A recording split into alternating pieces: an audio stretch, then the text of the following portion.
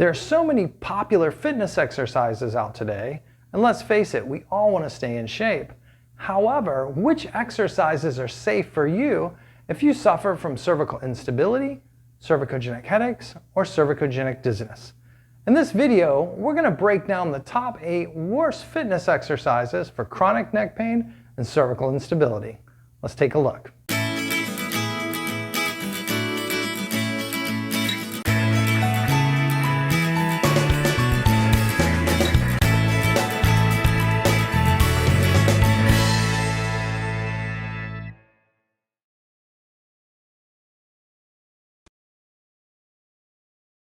Well, welcome back to another episode of Physio Tips with Mauro. I'm your host, Mauro Burnett. And for those of you that don't know me, I'm a board-certified orthopedic specialist in physical therapy and the owner of Australian Physiotherapy Specialists, located here in Jacksonville, Florida. For today's episode, we're going to discuss 8 of the worst fitness exercises if you suffer from chronic neck pain, cervical instability, possibly cervicogenic dizziness, or cervicogenic headache.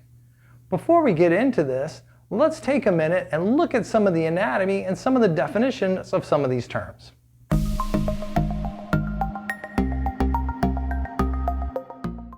Cervical instability is a situation where your neck has maybe been sore for a long period of time, or maybe you've had some type of traumatic event like a car accident, whiplash, concussion, etc.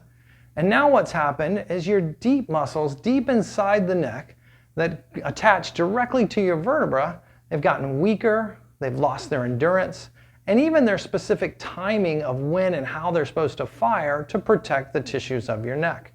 Once this happens, your vertebra can start to move a little more than they're intended to, and they can move outside of what we call the neutral zone. The neutral zone would be an example where one vertebra sitting on top of another can move a certain amount of motion back and forth, maybe rotation, but due to maybe laxity of your ligaments or some disruption of your brain's ability to control your support muscles appropriately, now your vertebra can start to move beyond those normal range, beyond the neutral zone. That's what we would define as cervical instability.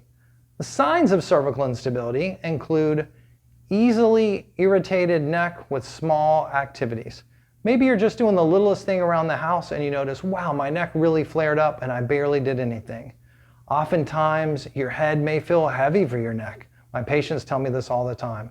They tell me it feels better if they can just rest their head back on something. Other signs and symptoms would be it cracks and pops and you hear a lot of grinding frequently. And you might find yourself self-manipulating or cracking your own neck to give relief. That's another classic sign that your neck maybe has become a bit unstable. So easily irritated, you hurt with static postures like sitting in one place or standing in one place, and maybe you feel a little bit better if you get up and move around. Those are some of the classic signs of cervical instability. For cervical instability, this can also trigger cervicogenic headaches.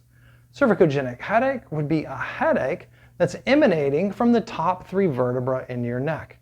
If your upper neck becomes unstable, it could cause headaches, dizziness, nausea, even refer pain to your jaw and mimic a TMJ disorder. Cervicogenic dizziness, we mentioned that, is a scenario where instability of the neck now is starting to lead to a dizziness and disequilibrium. This dizziness and disequilibrium, it's a bit different than a really brief, severe vertigo attack. It's more like you're off and you feel off, and if you move or position your head a certain way, you could really make yourself feel dizzy for a moment. Cervicogenic dizziness usually lasts off and on all day. It can persist for weeks, months, and years. Whereas classic vertigo maybe makes you feel real spinny, but after 30 or 45 seconds or a minute, usually starts to settle down. So those are a couple definitions of cervical instability, cervicogenic headache, and cervicogenic dizziness. Now let's look at 8 of the more popular fitness exercises that could give us a problem if we are suffering from this disorder. Number 8, overhead press. The overhead press exercise with dumbbells or resistance bands, when your neck is unstable, can lead to compression through your neck, through your shoulders, and sometimes can result in your upper trapezius, your upper shoulder muscles becoming very tight and sore. Could even cause tingling or numbness sometimes in your arms, or even lead to a headache or dizziness. It's a popular exercise, I'm a fan of it, but when your neck's a bit unstable, be careful. This exercise that's supposed to make you feel better could end up making you feel pretty lousy. Let's get into number 7. Number 7, shoulder lateral raises. Our number 7 fitness exercise to watch out for is a shoulder lateral raise.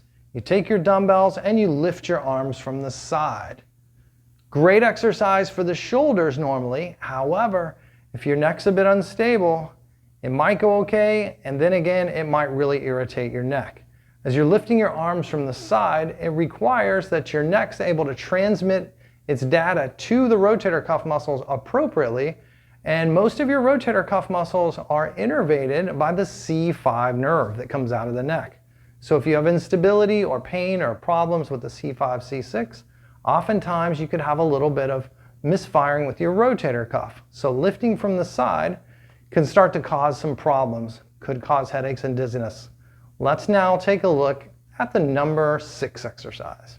Number 6, the plank exercise.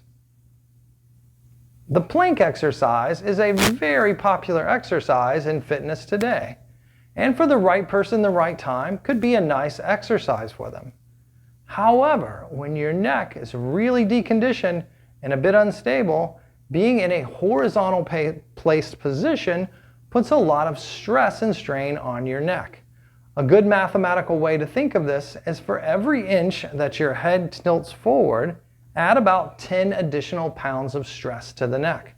So if you're completely bent forward in a horizontal position, this could cause a lot of stress and strain on your neck and result in a possible headache or dizziness. Once again, the very exercise that's supposed to make you feel good could end up being a bit of a disaster. Number 5, neck rotations. Neck rotations are a popular exercise.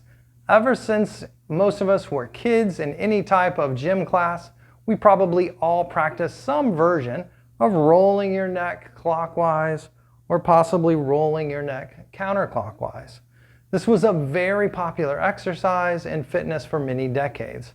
However, if you do have cervicogenic headaches or dizziness or instability, that's a lot of motion to put through the neck, and it can easily cause those vertebrae to slip and move in a direction that it doesn't want to go. That could lead to what's called a facet joint impingement. That could cause pain, and that could easily start to cause that cervicogenic headache or the dizziness. So be careful with that one. Number 4, neck stretches. Neck stretches have been around for a long time, and in the 80s, this was a quite popular exercise. If you stretch your neck enough, most of your pain and problems should go away. After all, isn't the neck similar to the hamstrings? If we just stretch a tight hamstring, it usually feels better. This was the idea in the past. However, as we've learned a lot more about the cervical spine and how it malfunctions in the presence of pain and instability, we're now learning that the neck can be a little more intricate than just solving it with a simple stretch. Moreover, some of these prolonged stretches can really irritate discs or jam these facet joints and cause pain and irritation. So watch out for the neck stretches, highly popular. You'll see them on almost every video on the internet, but it could be very problematic. Be careful with that one. Number 3, jumping jacks. Jumping jacks have been a popular exercise since we were kids. It's a great warm-up at almost all the fitness classes around town. However, if you're suffering from cervical instability and you don't have good neuromuscular control of the movement between your vertebrae, all that bouncing around that occurs during the jumping jack could be like a jackhammer bouncing around all your vertebrae inside your neck. Your outer neck muscles could easily go into a spasm, and this could easily cause severe pain, headache, dizziness, or nausea. So when it comes to jumping jacks, great idea when your neck is strong and stable, but watch out when you're in the middle of your cervical instability. Number 2, burpees. burpees is an exercise that's very popular and used at most gyms.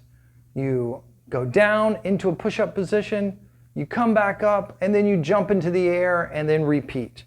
A great exercise to get your heart rate going and to get your calories being burned right. However, if you're suffering cervicogenic dizziness or headaches or cervical instability, again, that quick, fast, ballistic motion is introducing a lot of forces to the cervical spine.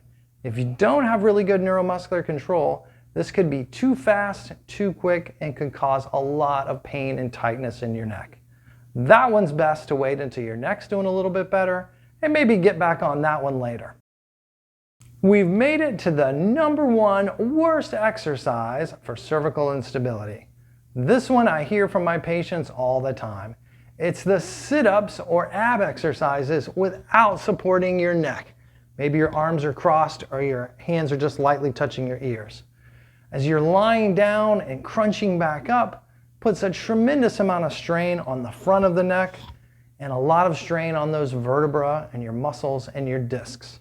Studies show when you do injure your neck, oftentimes you'll lose twice as much strength in the front of the neck as you do the back of the neck. That makes sense why sit-ups hurt so bad. You lose sometimes 50 to 75% of the strength in the front of your neck. So all that lifting of your head, remember your head could be 10 to 12 pounds. That's a big lift coming up, could produce a lot of stress and strain on the neck and easily turn into a headache or some. Well, thanks for watching today's video on the 8 worst fitness exercises for cervical instability. I hope you enjoyed the video. I hope you got something out of it. Don't forget you can share this video with your loved ones or friends if you think this could be a help. And don't forget to like the video and comment. We'd love to hear your comments.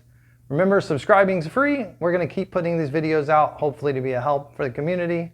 Appreciate you guys for watching, and we'll see you next time on Physio Tips with Mauro.